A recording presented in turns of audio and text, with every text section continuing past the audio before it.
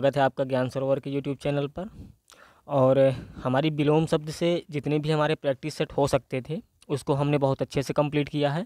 और आज ये हमारी हिंदी के उसी क्रम में विशेष और विशेषण की क्लास होने वाली है। हमने आपसे कहा था कि विलोम शब्दों के बाद हम आपके लिए एक वार्षिकी लेकर आएंगे जिसमें पूरे साल भर का करंट अफेयर्स हम कवर करेंगे। लेकिन फिर मैंने सोचा कि अभी हमारा हिंदी का जो एक मोस्ट इम्पॉर्टेंट टॉपिक बच रहा है जिसको विशेष और विशेषण कहते हैं, यदि आर ओ में बात करें तो ये भी 10 नंबर का जो है रोल निभा रहा है आर ओ एग्ज़ाम्स में, और ये हमारा छूट रहा था। तो उसी क्रम में हमने सोचा कि एक बार जो है विशेष और विशेषण पर हम बहुत अच्छे से चर्चा कर लें और इसको इतने अच्छे से समझें कि हमें फिर दोबारा इसको रटने की कोई आवश्यकता ना पड़े। मैं चाहता हूं कि आप चीज़ें समझते हुए चलें, ना कि रटते हुए, क्योंकि अगर आप समझ लेंगे और आपके अंदर एक बार समझ विकसित हो जाएगी तो फिर आपको जीवन में कभी रटना नहीं पड़ेगा। और मैं स्वागत करता हूं उन सभी हमारे चैनल मेंबर्स का जिन्होंने हाल ही में हमारे चैनल को सब्सक्राइब किया है और अपना विश्वास प्रकट किया है। तो हम भी आपसे वादा करते हैं कि हम आपका विश्वास टूटने नहीं देंगे और आपके लिए जो भी बेस्ट मटेरियल होगा स्टडी से संबंधित वो हम आपको इस चैनल के माध्यम से प्रोवाइड कराने का पूरा प्रयास करेंगे। लेकिन आप भी हमारा प्रयास करिए। यदि आपको थोड़ा बहुत भी हेल्प हो रही है हमारी वीडियो के माध्यम से तो आप चैनल को हमारे सब्सक्राइब करिए, अपने दोस्तों को भी शेयर करिए और चैनल को लाइक करिए। कुछ हमारे मित्र एक बहुत अच्छा कमेंट भी किए थे तत्सम और तद्भव की क्लास के बाद कि इसको फुल कंप्लीट करिए, तो आपका बहुत बहुत धन्यवाद अपनी प्रतिक्रिया देने के लिए। लेकिन मैं आपको बताना चाहूँगा कि वो विशेष और विशेषण की हमारी कंप्लीट क्लास थी। इसके बाद थ्योरी जैसा कुछ भी नहीं था। एक उसके बाद हमने जस्ट उसके अगली जो है क्लास हमारी हुई है वो विशेष तत्सम और तद्भव का एक PYQ हुआ था और उसके बाद वही है। तो वो कंप्लीट क्लासेस हैं और आप बिल्कुल भी अपने मन में ये मत रखिए कि ये अधूरी क्लासेस हैं। जैसा कि हमने आपसे पहले भी कहा था कि जो भी हम कराएंगे आपको फुल कराएंगे, सिस्टमेटिक तरीके से A to Z कराते हुए चलेंगे। तो आज उसी क्रम में हम थोड़ा सा विशेष और विशेषण की ये क्लास करेंगे। पहले हम विशेष और विशेषण को इतना अच्छे से समझेंगे और इतनी सरल भाषा में कि आपको रटना नहीं पड़ेगा, आपको तुरंत जो है क्लास में ही याद हो जाए। और इसके बाद हम एक इसका थोड़ा सा छोटा सा एक प्रैक्टिस सेट भी लेकर आएंगे जिससे आपको आइडिया चलेगा। तो मैं नहीं चाहता कि आपका जो आर ओ में 10 नंबर का विशेष और विशेषण टॉपिक से आ रहे हैं वो भी आपसे कहीं ना कहीं मिस हो। तो हम थोड़ा सा इसको देख लेंगे और इसके जस्ट बाद हम एक वार्षिकी लेकर आएंगे जिसमें हम पूरे साल भर का यानी कि जनवरी 2023 से और जनवरी 2024 तक का फुल करंट अफेयर्स जो है कंप्लीट करेंगे एकदम सिस्टमेटिक तरीके से। और एक अच्छी बुक या फिर 2-3 बुक्स की अगर ज़रूरत पड़ती है तो हम सभी बुक्स को लेकर के और उन सभी को एक कंबाइन करके एकदम बेस्ट पार्ट आपके लिए लेकर इसी चैनल में उपस्थित होंगे। और यदि आपने अभी तक चैनल सब्सक्राइब नहीं किया तो बिल्कुल सब्सक्राइब करिएगा। और हम थोड़ा सा देख लेते हैं विशेष और विशेषण। मैं आपको विशेष और विशेषण की परिभाषा बताने से पहले यदि एक चीज़ आपसे मैं कह दूं कि मैं आपको एक उदाहरण के माध्यम से कुछ चीज़ें बताना चाह रहा हूं। जैसे मैंने आपसे एक उदाहरण ले लेते हैं हम, और मैंने कहा कि एक जंगल है वहाँ पर और एक शेर जो है दहाड़ रहा है। और अब मैं थोड़ा सा इसी को एग्जाम्पल के रूप में आपके सामने जो है लिख रहा हूँ, थोड़ा सा इसको ध्यान से देखिएगा। शेर, कैसा शेर? खूंखार। खूंखार शेर दहाड़ रहा है। अब थोड़ा सा आप इसको समझने का प्रयास करिएगा, ना कि रटने का। दहाड़ रहा है। अब आपको इस वाक्य में क्या दिख रहा है? कुछ शब्द दिख रहे होंगे। पहला तो आपको खूंखार दिख रहा है, दूसरा आपको शेर, और तीसरा दिख रहा है कि दहाड़ रहा है। अब मैं अगर ये जो हमारा एक वाक्य मैंने लिखा कि खूंखार शेर दहाड़ रहा है, यदि मैं अगर इसको अलग अलग इसके पार्ट में डिवाइड करूं यानी कि इसका पोस्टमार्टम करने के प्रयास करूं तो जानते हैं कैसा होगा? खूंखार को हम थोड़ा सा अलग कर लेते हैं और शेर को अलग कर लेते हैं और दहाड़ रहा को अलग कर लेते हैं। ये शेर क्या है? ये शेर एक संज्ञा है। आप घबराइएगा नहीं, मैं आपको परिभाषा के रूप में नहीं, मैं आपको एग्जाम्पल से समझाने का प्रयास कर रहा हूँ। यदि आपको नहीं समझ में आता है तो आप ज़रूर कमेंट करिएगा, मैं परिभाषा के रूप में भी आपको समझाने का प्रयास करूँगा। शेर क्या है? जो है शेर क्या है? हमारी संज्ञा है। संज्ञा, अब संज्ञा क्या होती है? किसी भी वस्तु का नाम हो सकता है। जिस वस्तुओं को हम नाम ले सकते हैं, जिसको जो है किसी वस्तु का नाम हो सकता है, किसी स्थान का नाम हो सकता है, किसी प्राणी का नाम हो सकता है। हमारे द्वारा जो भाव प्रकट किए जाते हैं कि वह रो रहा है, हंस रहा है, गा रहा है, वह प्रसन्न है, दुखी है, ये क्या है?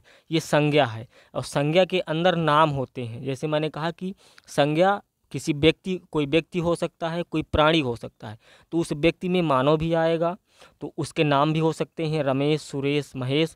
और प्राणी में क्या आ सकता है? प्राणी में शेर है तो शेर आएगा, बकरी है, भालू है, चीता है, तो ये सारी चीज़ें आएंगी। तो आपको समझ में आए कि संज्ञा क्या है। संज्ञा किसी व्यक्ति का हो सकता है नाम, किसी वस्तु का नाम हो सकता है, किसी प्राणी का नाम हो सकता है।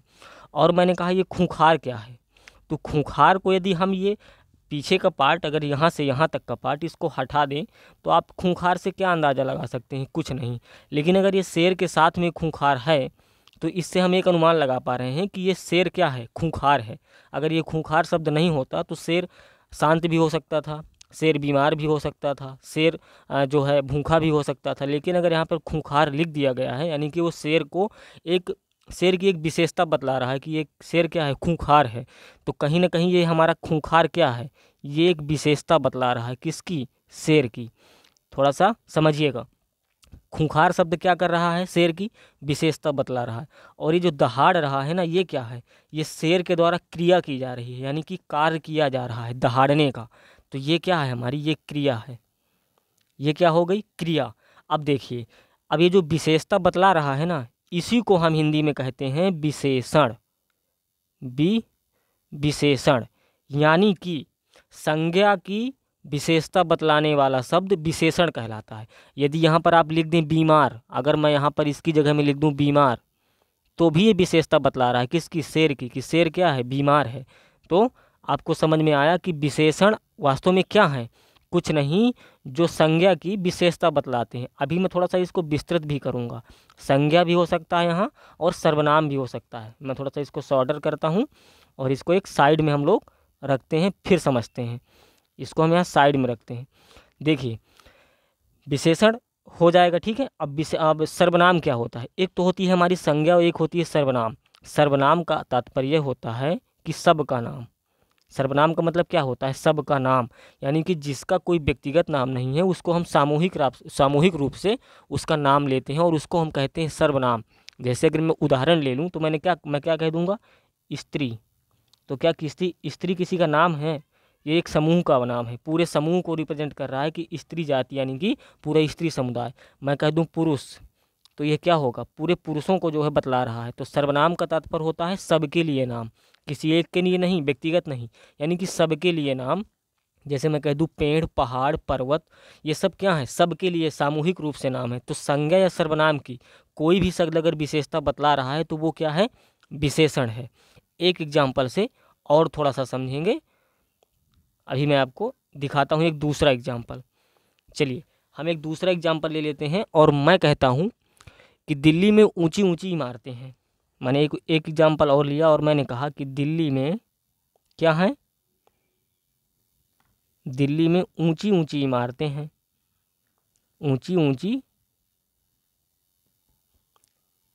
इमारतें हैं। अब आप यहाँ पर ध्यान से देखिए कि दिल्ली क्या है, दिल्ली तो एक संज्ञा हो गई जो शहर का नाम बता रही है। ये ऊंची ऊंची क्या है और इमारतें क्या हैं। देखिए, जो दिल्ली तो एक संज्ञा हो गई, ठीक है, और ऊंची ऊंची क्या है, ये दिल्ली की ये इमारतें जो हैं ये भी एक संज्ञा है। इमारत भी एक संज्ञा है और दिल्ली भी एक संज्ञा है।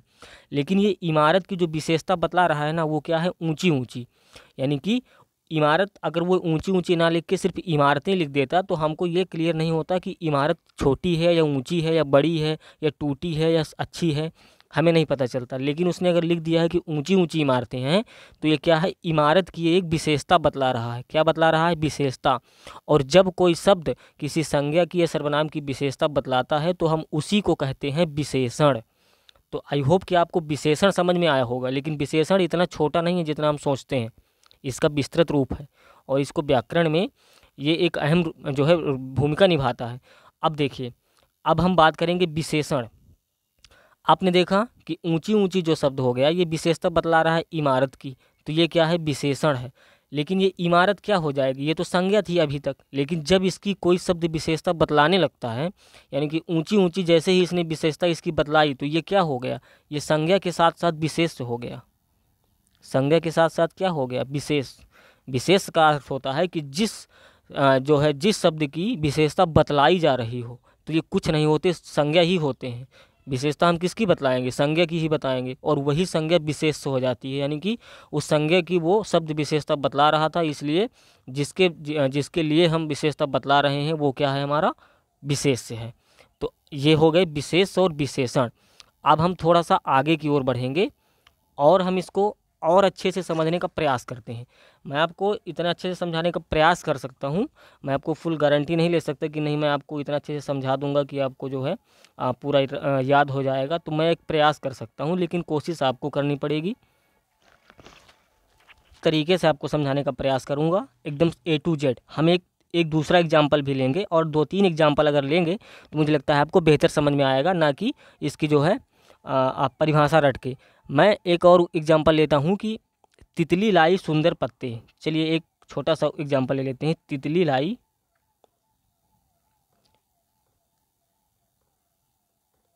तितली लाई सुंदर पत्ते, सुंदर पत्ते। अब इसको समझिए, ये तितली हमारी तो क्या हो गई, संज्ञा हो गई, ठीक है। और लाई, ठीक है, ये क्रिया है। और सुंदर पत्ते, ये सुंदर क्या है? अच्छा, ये सुंदर, ये बताइए मुझे कि सुंदर यहाँ पर कौन सा रोल निभा रहा है? क्या ये सुंदर पत्तों की विशेषता नहीं बतला रहा? बिल्कुल बतला रहा है। ये सुंदर पत्ते की विशेषता बतला रहा है। इसलिए जब ये विशेषता, कोई भी शब्द किसी की विशेषता बतला रहा होता है तो उसी को हम कहते हैं विशेषण। और जिसकी विशेषता बतला रहा है, यानी कि पत्ते की विशेषता बतला रहा है कि पत्ता कैसा है, सुंदर है। अगर यहाँ पर सुंदर नहीं होता तो पत्ता, सिर्फ अगर पत्ते होते तो पत्ते किसी प्रकार के हो सकते हैं, तो पत्ते क्या हो जाएंगे, हमारे विशेष हैं। क्यों? क्योंकि इनकी विशेषता बतलाई जा रही है। तो यही हो गए हमारे विशेष। तो विशेष कुछ नहीं, संज्ञा या सर्वनाम ही है, और विशेषण जो शब्द उनकी विशेषता बतला रहे हैं। अब हम थोड़ा सा इसको विस्तृत रूप में समझने का प्रयास करेंगे कि विशेष और विशेषण के कितने भेद होते हैं और कैसे कैसे जो है इसको हम डिवाइड करते हैं। तो मैं थोड़ा सा बताता हूँ आपको कि पहले एक चीज़ ये समझ लीजिए कि जो विशेषण है उसके कार्य क्या होते हैं, वो क्यों विशेषण का हम यूज करते हैं। तो विशेषण कुछ नहीं होता, किसी वस्तु अथवा व्यक्ति की विशेषता बतलाता है। जैसे मैं एक और एग्जांपल ले लूँ कि रमेश स्वस्थ है।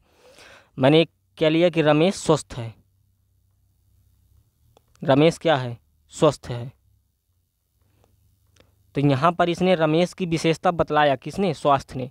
उसको ये बता रहा है कि रमेश एकदम बिल्कुल स्वस्थ है, दुरुस्त है, अच्छे से पढ़ रहा है। और ये रमेश क्या है, संज्ञा है, और ये रमेश की ही विशेषता बतला रहा है, स्वस्थ। इसलिए ये हो गया हमारा विशेष और ये स्वस्थ हो गया हमारा विशेषण। विशेषण। लेकिन क्या आपको लगता है कि विशेषण में इतने से ही काम चलने वाला नहीं, इतने से काम चलने वाला नहीं है।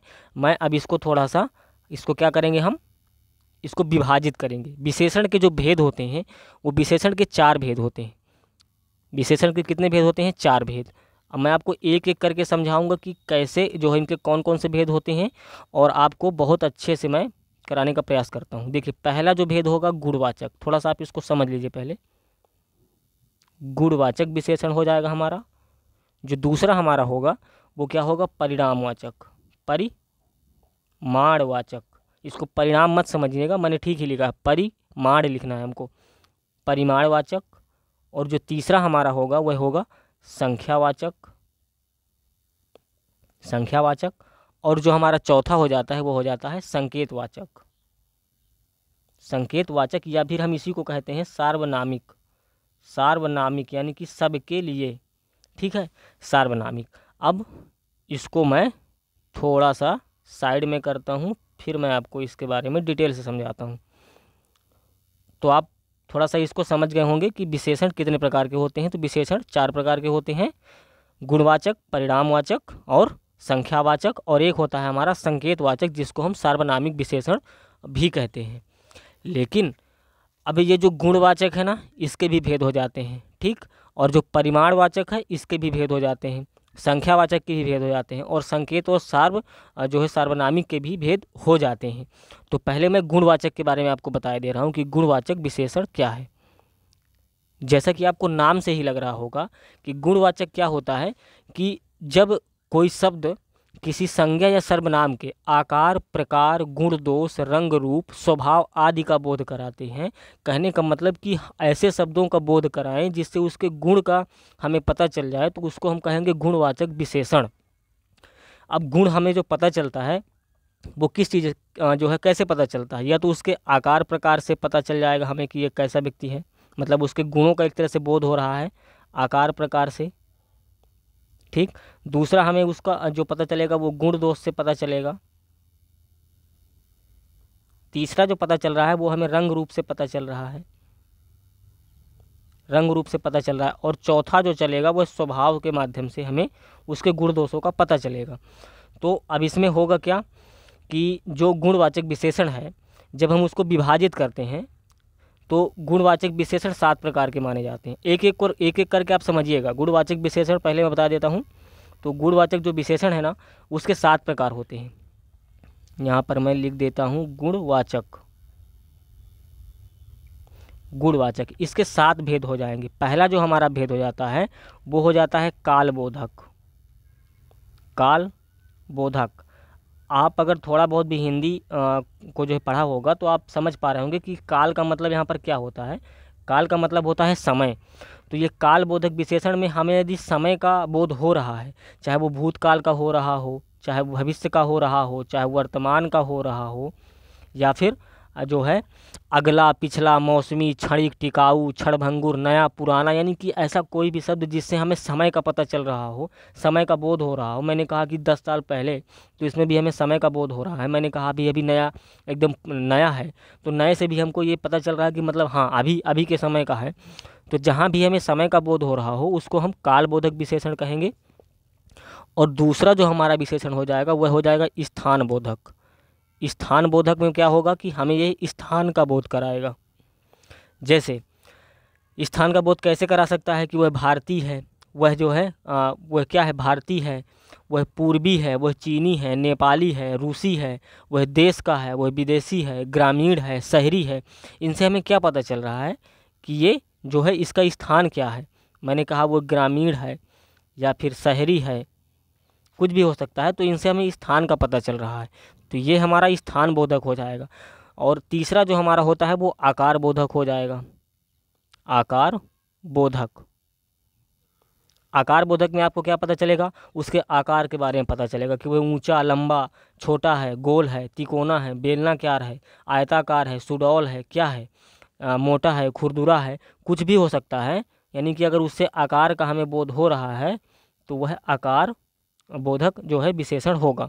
और चौथा प्रकार हमारा हो जाएगा रंग बोधक, जिससे हमें किसी के रंग का ज्ञान हो। यानी कि जैसे वह लाल है या फिर काला है या फिर सफ़ेद है, कुछ भी जैसा भी रंग, जैसे ही हमें रंग का बोध हो तो हम समझ जाएंगे कि हमें जो है रंग, ये रंग बोधक विशेषण है। और जो पांचवा हमारा हो जाएगा वह क्या होगा, दशा बोधक। इसको थोड़ा सा आपको ध्यान से समझना है कि दशा बोधक विशेषण क्या है। देखिए दशा बोधक का मतलब क्या होता है कि वह दशा यानी कि किसी की स्थिति वह बता रहा है। जैसे मैंने कहा कि राम अस्वस्थ है तो मैं उसकी स्थिति बता रहा हूँ कि राम अभी क्या है, बीमार है, अस्वस्थ है। मैंने कहा कि श्याम जो है अमीर है तो मैं उसकी स्थिति बता रहा हूँ कि वह क्या है, अमीर है। तो यानी कि वह उसकी दशा बताएगा। इसमें कुछ भी हो सकता है। अस्वस्थ है जैसे शब्द हो सकता है स्वस्थ, भला, तंदुरुस्त, बीमार, दुबला पतला, बूढ़ा, ग्रामीण, बच्चा, अमीर, गरीब, रोगी, कमज़ोर, ये क्या है, ये सब दशा बतला रहे हैं। तो ये क्या हो जाएगा हमारा दशा बोधक। बच्चा है तो बच्चा है भी एक दशा बतला रहा है, यानी कि वह क्या है, अभी बड़ा नहीं हुआ, बच्चा है, छोटा है। और जो हमारा छठवां प्रकार हो जाएगा, छठवां हमारा हो जाएगा गुण बोधक विशेषण। गुण बोधक विशेषण यानी कि जिसमें किसी का गुण बतलाया जा रहा हो, यानी कि गुणों का बोध हो रहा हो। जैसे चंचल, वह क्या है, चंचल है, या फिर वह परिश्रमी है। तो इससे क्या हो रहा है, उसके गुणों के बारे में हमें जानकारी मिल रही है। तो ये गुणबोधक विशेषण हो जाएगा। और जो सातवां प्रकार हो जाता है वह हो जाता है दिशा बोधक। कौन सा, दिशा बोधक। इसमें हमें दिशाओं का ज्ञान होता है। जैसे पूर्वी, पश्चिमी, उत्तरी, दक्षिणी, या फिर जो है तो जिनसे दिशाओं का ज्ञान हो वो क्या हो जाएंगे, दिशा बोधक विशेषण। थोड़ा सा गुणवाचक विशेषण के एक उदाहरण के माध्यम से इसको समझने का प्रयास करेंगे। जैसे एक एग्जाम्पल लिया कि क्या है, हमें स्वच्छ वातावरण में रहना चाहिए। क्या है, हमें स्वच्छ वातावरण में रहना चाहिए।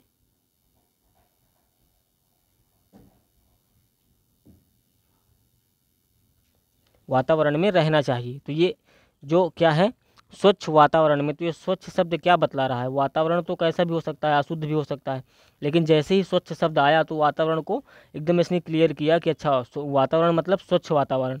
तो स्वच्छ वातावरण, और ये स्वच्छ किस चीज़ का क्या बतला रहा है? ये एक तरह से वातावरण का गुण बतला रहा है। तो ये क्या है? ये गुणवाचक विशेषण हो जाएगा जो है। अब गुणवाचक विशेषण की पहचान करने का एक बहुत ही सिंपल तरीका है कि आप क्या करिए, आप जैसे ही ये पूरा वाक्य दिया हुआ है इसमें आप कैसा या कैसी, कैसा या फिर कैसी, बस दो ही शब्द आप इसमें लगाकर इसको प्रश्न के रूप में बना सकते हैं, और जो भी इसका उत्तर आए समझ जाइए कि वो ही इसका विशेषण है। जैसे अगर मैं इसमें ये पूरे वातावरण में कैसा या कैसी शब्द लगा दूं तो मैं इसमें क्या लगाऊंगा कि हमें कैसे वातावरण में, हमें जो है कैसे वातावरण में रहना चाहिए, तो इसका आंसर क्या आएगा? स्वच्छ। तो इसका विशेषण क्या हो जाएगा? स्वच्छ। ये गुणवाचक विशेषण की पहचान करने का एक बहुत ही सिंपल तरीका है। या फिर मैं एक कह दूं कि रंजना ने सुंदर नृत्य किया।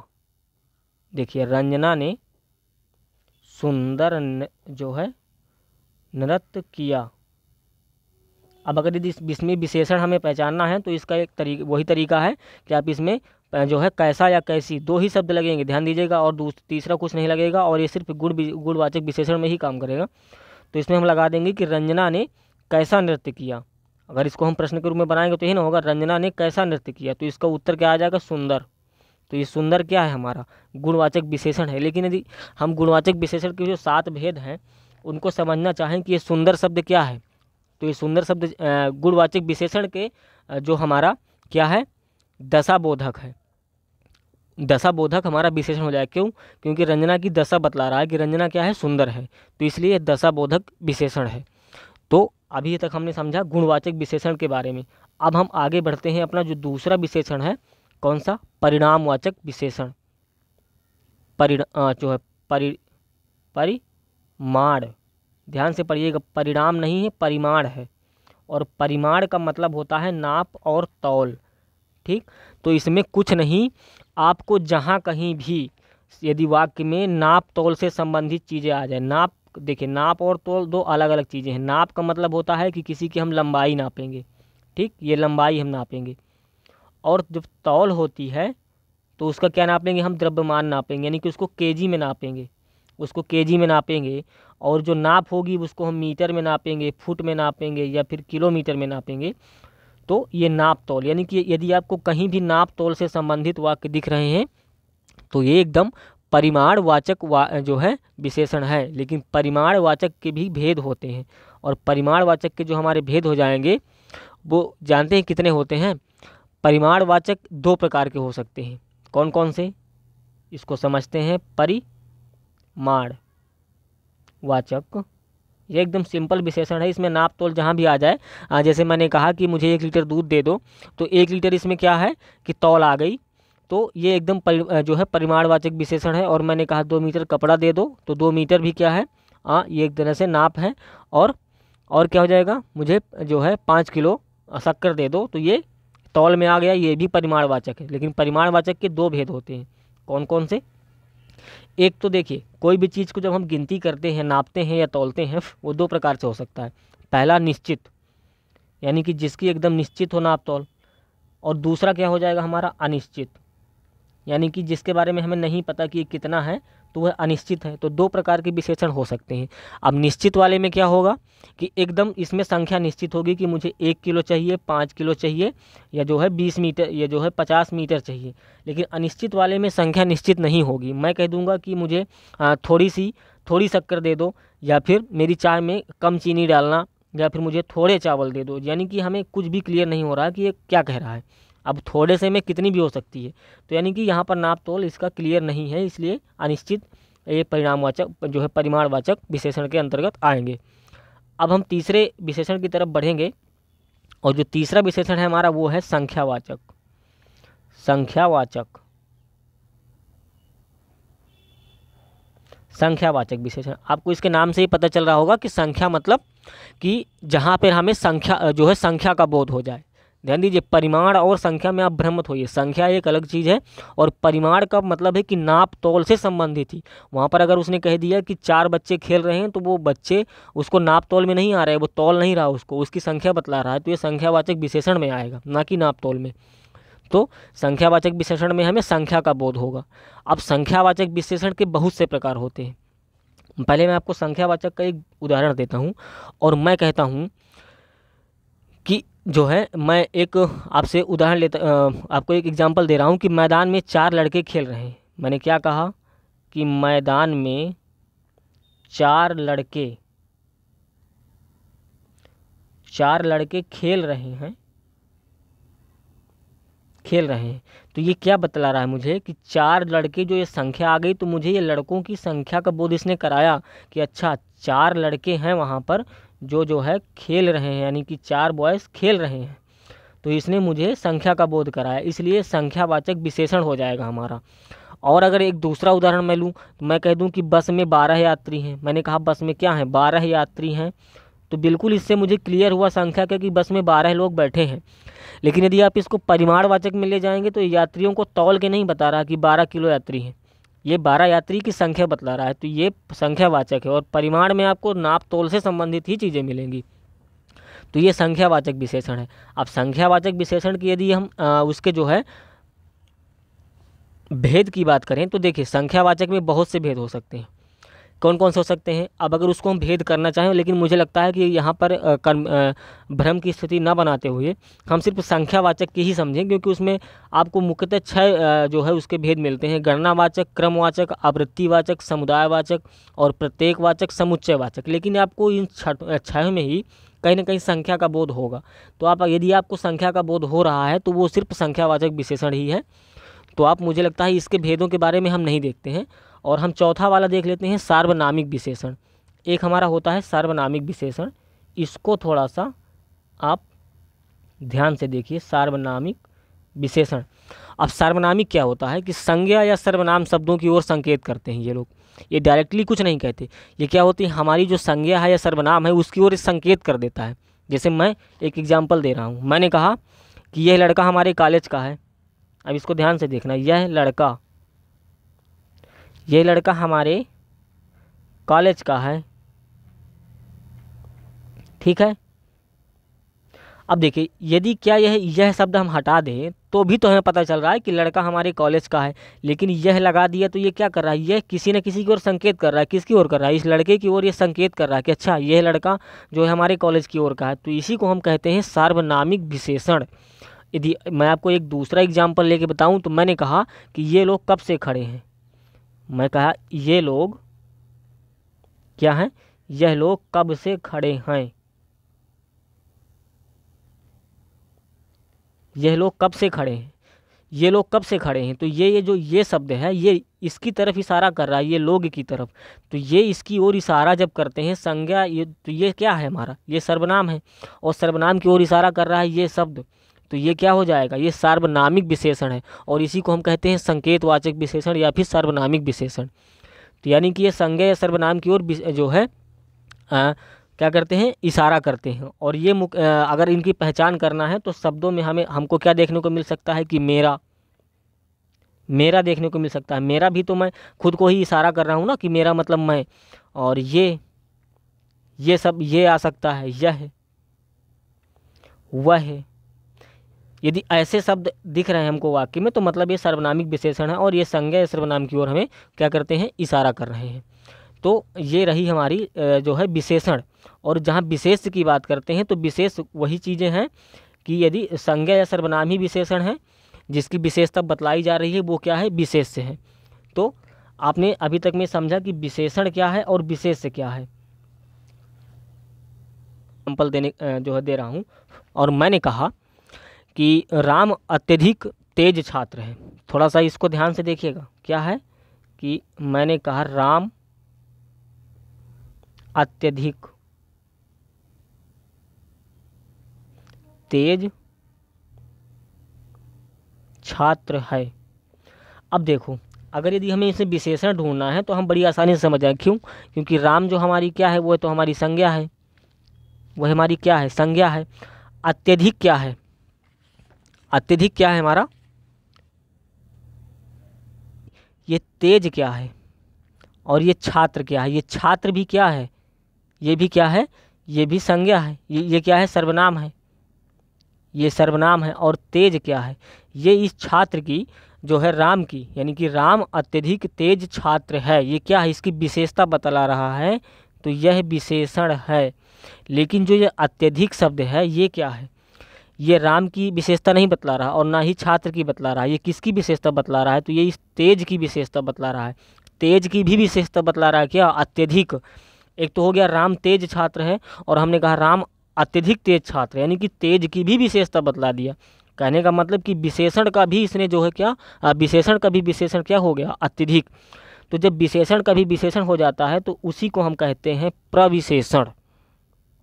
प्रविशेषण यानी कि जब विशेषण का भी विशेषण कोई हो जाए तो उसको हम कहेंगे प्रविशेषण। जैसे एक दूसरा उदाहरण ले लेते हैं कि नीतू जो है, नीतू क्या है, नीतू अति सुंदर लड़की है, अति सुंदर लड़की है। तो यदि यहाँ पर नीतू की विशेषता क्या बतला रही है, सुंदर। नीतू की विशेषता बतला रहा है कौन, सुंदर। तो सुंदर क्या हो गया हमारा, विशेषण हो गया। सुंदर तो हो गया विशेषण, और चूंकि नीतू की विशेषता बतला रहे हैं तो नीतू हो गया विशेष, नीतू हो गई विशेष। लेकिन अब ये जो अति है ये किसकी विशेषता बतला रहा है, तो ये सुंदर की विशेषता बतला रहा है, अति। तो ये भी क्या हो गया, विशेषण। और इसी को जब विशेषण का भी विशेषण अति हो गया तो हमने इसी को कहा प्रविशेषण, यानी कि इसने विशेषण की भी विशेषता बतला दी, तो इसको हम कहते हैं प्रविशेषण। तो आई होप कि आपको प्रविशेषण समझ में आया होगा। अब थोड़ा सा मैं आपको एक चीज़ और बताता हूँ कि विशेषण और विशेषण में संबंध कैसे होता है। एक एग्जाम्पल के माध्यम से इसको भी समझेंगे। मैंने कहा लाल घोड़ा दौड़ रहा है, सॉरी एक मिनट, ये थोड़ा सा कहा कि लाल घोड़ा दौड़ रहा है, लाल घोड़ा दौड़ रहा है, दौड़ रहा। एक दूसरा एग्जाम्पल लेता हूं मैं, जो है, या फिर मुझे लगता है ये एग्जाम्पल इसके लिए ठीक नहीं होगा। मैं एक दूसरा एग्जाम्पल लेता हूँ जिससे आपको आसानी से समझ में आएगा। मैं आपको एक चीज़ एक एग्जाम्पल के माध्यम से बता रहा हूँ कि क्या है, कि मैंने कहा कि मेरा काला कुत्ता है, मेरा काला कुत्ता है, मेरा काला कुत्ता है। और एक दूसरा जो है उदाहरण मैं ले रहा हूँ कि मेरा कुत्ता काला है, मेरा कुत्ता काला है। अब आपको इन दोनों में क्या डिफरेंस दिख रहा है, क्या फ़र्क समझ में आ रहा है। यहाँ भी लिखा है कि मेरा जो है काला कुत्ता है, और यहाँ पर कह रहा है कि मेरा कुत्ता काला है। अगर फ़र्क हुआ है तो फ़र्क क्या हुआ है, विशेषण का। कुत्ता तो एक संज्ञा हो गई और उसकी विशेषता बतला रहा है काला, जो कि गुणवाचक, जो कि जो है रंगबोधक विशेषण है हमारा, और ये जो है गुणवाचक का एक भेद है। तो क्या बतलाया इसने कि कुत्ता काला है, इसने विशेषता बतलाई, तो काला क्या हो गया, विशेषण हो गया कुत्ता का। और यहाँ पर भी क्या है, कुत्ता एक संज्ञा है और काला क्या है, विशेषण है। लेकिन फ़र्क है, तो यहाँ फ़र्क ये है कि संज्ञा से पहले विशेषण आ रहा है और यहाँ संज्ञा के बाद विशेषण आ रहा है। तो यदि संज्ञा के पहले विशेषण आता है, समझो इसको थोड़ा सा ध्यान से, यदि संज्ञा के पहले विशेषण आता है तो उसको हम कहते हैं विशेष विशेषण। क्या कहेंगे, विशेष विशेषण। और यदि संज्ञा के बाद आ रहा है, संज्ञा के बाद विशेषण आ रहा है, तो इसको हम कहते हैं विधेय विशेषण। क्या कहेंगे, विधेय विशेषण। तो ये आपको समझ में आया होगा कि यदि संज्ञा के पहले उसका विशेषण आ रहा है तो वो क्या है, विशेष विशेषण कहलाता है। और यदि संज्ञा के बाद विशेषण आ रहा है तो वह क्या है, विधेय विशेषण है। तो आई होप कि आपको विशेषण और विशेष का जो है बहुत अच्छे से समझ में आया होगा। लेकिन यदि आपके मन में कोई भी प्रश्न रह जाता है तो आप जो है कमेंट बॉक्स में हमें ज़रूर मेंशन करिए, हम उसका रिप्लाई जो है आपको बिल्कुल देंगे। और आपके पास यदि कोई दूसरे टॉपिक्स हैं जिनको जल्दी कवर करना है तो आप बिल्कुल मैसेज कर सकते हैं। और हमारा उद्देश्य यही है कि पढ़ाई तो सब करते हैं, लेकिन चलिए मिल के जो है एक साथ पढ़ाई करते हैं और एकदम सिस्टमेटिक तरीके से करते हैं। तो आई होप कि आपको वीडियो पसंद आई होगी। इसके बाद जो नेक्स्ट क्लास होगी हमारी वो है विशेष और विशेषण के हम जो है क्वेश्चंस लेकर आएंगे और देखेंगे कैसे एक जो है संज्ञा से कैसे विशेषण बनता है, कैसे जो है प्रत्यय से विशेषण जो है किसी संज्ञा में प्रत्यय लगाकर विशेषण बनता है, या फिर हमारे जो है विशेष कुछ नहीं है, विशेष हमारी संज्ञा ही है। यानी कि विशेष हमारा या तो संज्ञा होगा या फिर सर्वनाम होगा। क्यों? क्योंकि हम इन दोनों की ही तो जो है वो विशेषता बतलाएंगे, और जो शब्द इसकी इन दोनों की विशेषता बतला देगा उसको हम कह देंगे विशेषण, और जिसके लिए बतला देंगे उसको कह देंगे विशेष। तो अब हम आगे वाली क्लास में देखेंगे कि विशेष से विशेषण कैसे बनते हैं। एक एग्जाम्पल अगर लेना चाहें तो ले सकते हैं कि होता कुछ नहीं है। मैंने अगर कह दिया कि अपमान, अपमान, तो अपमान एक क्या है? आप जानते हैं अपमान क्या है? अपमान एक विशेष है। क्यों? क्योंकि ये क्या है? ये एक सर्वनाम है, और जब इससे हम विशेषण जो है बनाएंगे ना तो इसी को कर देंगे अपमानित, अपमानित, और ये हो जाएगा हमारा विशेषण। क्यों? अपमान का ये विशेषता बतलाएगा, अपमानित बिल्कुल बतलाएगा। मैं अगर कर दूं, क्या कर दूं? अंकुरण, अंकुरण। अब यदि अंकुरण का हमारा अगर विशेषण ढूंढना है कि इसकी विशेषण क्या हो सकता है, ये कौन सी विशेषता बतला सकता है, तो अंकुरण का अंकुशित हो सकता है। अंकुशित हो जाएगा तो इसकी विशेषता जरूर बतलाएगा, इसलिए क्या हो जाएगा हमारा विशेषण। तो विशेष और विशेषण इतना कठिन नहीं है। आपको इतनी प्रैक्टिस हम कराएंगे पीवाईक्यू के माध्यम से, जो मोस्ट इंपॉर्टेंट हमारे क्वेश्चन है लगभग 50 वर्षों के आदित्य पब्लिकेशन बुक के माध्यम से, कि यदि आप इनको प्रैक्टिस करते हैं तो डेफिनेटली आप चाहे जो एग्जाम में बैठ जाइएगा, आपसे विशेष और विशेषण छूट के नहीं जाने वाला है। लेकिन आपको थोड़ा सा, आपको जो थ्योरी अभी तक बताई गई है उसको थोड़ा सा एक दो बार उसको पढ़ने की ज़रूरत है, उसको समझना है आपको, ना कि रटना है। उसकी परिभाषा आपको बिल्कुल भी नहीं रटना, उसको आपको समझना है। यदि आप समझ गए तो विशेष आप जो है देखते ही पहचानेंगे कि कौन सा विशेषण है और कौन सा विशेष है। और इसके बाद पीवाईक्यू का सेट लाया जाएगा लगभग 50 वर्षों का, तो उसमें हम इतनी प्रैक्टिस कर लेंगे कि जितने भी हमारे डाउट्स हैं सब क्लियर हो जाएंगे प्रश्नों के माध्यम से। और इसी के साथ साथ हमारी तैयारी भी एकदम मजबूत हो जाएगी, क्योंकि जो समय है वो बहुत नज़दीक आ चुका है। 1 महीना लगभग बचा हुआ है हमारे एग्ज़ाम्स को। लेकिन यूपी पुलिस का मुझे लगता है कि ज़्यादा दिन नहीं है। तो आप कोई भी एग्ज़ाम की तैयारी कर रहे हैं, आपके लिए क्लास अगर यदि आपको ज़रूरी महत्वपूर्ण लग रही है, थोड़ा बहुत भी सीखने को मिल रहा है, तो आप चैनल को लाइक ज़रूर कर सकते हैं और सब्सक्राइब कर दीजिएगा अगर आप नेक्स्ट वीडियो चाहते हैं। यदि आपको ज़रूरत नहीं है या फिर आपकी ऐसा लगता है कि ये हमारे लिए किसी काम की वीडियो नहीं है, तो बिल्कुल मैं आपको जो ज़बरदस्ती नहीं है। और जितने भी हमारे नए मेंबर्स हमारे चैनल पे आ रहे हैं उनका बहुत बहुत जो है स्वागत है। हमारी डिस्प्ले पे कुछ आज नाम शो कर रहे थे, जैसे मिश्रा जी हो गए, विश्वकर्मा जी हो गए, UPPSC, ये नाम डिस्प्ले में शो कर रहे थे जो हमारे रिसेंटली सब्सक्राइबर हैं। तो आप सभी को बहुत बहुत थैंक यू। और जिन्होंने सब्सक्राइब नहीं किया लेकिन वीडियो वॉच कर रहे हैं और उनको थोड़ा बहुत भी हेल्प हो रहा है, तो उनको भी बहुत बहुत धन्यवाद। और आपको हेल्प हो, और यही एक इम्पोर्टेंट है सब्सक्राइब। तो मान लीजिए जिसको करना हो तो कर सकता है, नहीं तो कोई ज़बरदस्ती वाली बात नहीं है। बट आप करेंगे तो हमारे लिए एक जो है हमारा हौसला अफजाई करेंगे, और हम आपके लिए निरंतर ऐसे ही कंटिन्यू वीडियो जो है लेकर आते रहेंगे। तो चलिए दोस्तों, मिलते हैं अब आप अपनी अगली क्लास में विशेष और विशेषण के हम PYQ में, जो लगभग 50 ईयर का होगा। तो आप इस क्लास को बिल्कुल भी मिस नहीं करिएगा। तब तक के लिए आप सभी को बहुत बहुत धन्यवाद और सबको बाय बाय। मिलते हैं नेक्स्ट वीडियो में।